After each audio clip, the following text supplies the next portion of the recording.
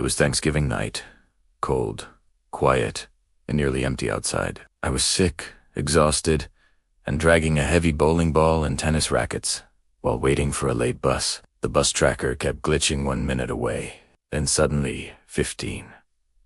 I had already been waiting over 30 minutes, alone at 9 p.m. A car pulled up, full of men speaking another language, laughing. One man stepped out, and the car drove off, leaving him behind. Even though the station was big and empty, he walked straight toward me and sat on the bench right next to me. I tried to ignore him, coughing into my jacket, but then I felt an arm wrap around my shoulder tight, uninvited. I froze.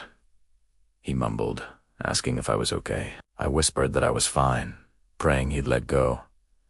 He released me, only to do it again minutes later, stroking my back through my jacket. When the bus finally pulled up, I slipped away, but he followed me on board without hesitation. I stayed standing so he couldn't corner me in a seat. My hands shook as I texted a friend for help. I planned to get off one stop early at my workplace where security cameras and co-workers would be. When the bus stopped, he followed me off again and grabbed my shoulder, squeezing harder this time. I walked slowly, terrified to run too early, terrified to wait too long. His grip never loosened. But when we reached the back entrance of my workplace, fate helped me co-workers were holding the door open. I ripped away from him and sprinted inside. My co-worker slammed the door shut instantly.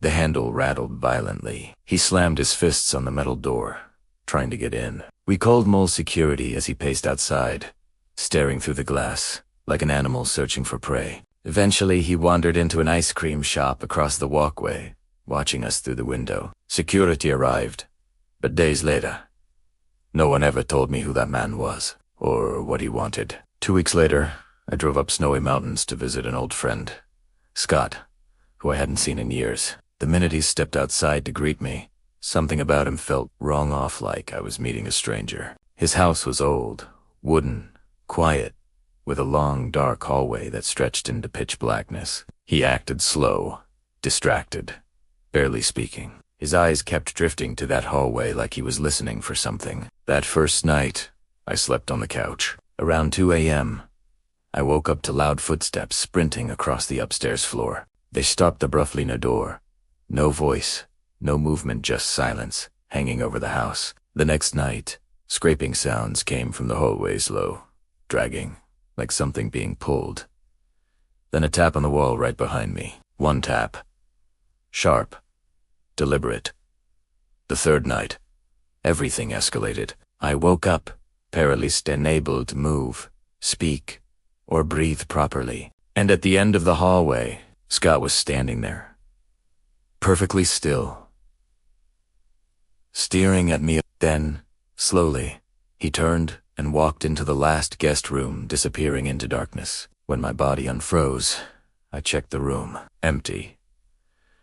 Except the figure stood in the corner facing the window. I ran to Scott's room upstairs. There was asleep, completely unaware of anything happening. When I asked him who was downstairs, he just shrugged, expression empty as if he already knew. I grabbed my things, ran out into the snow, and drove away without looking back. But I made one mistake.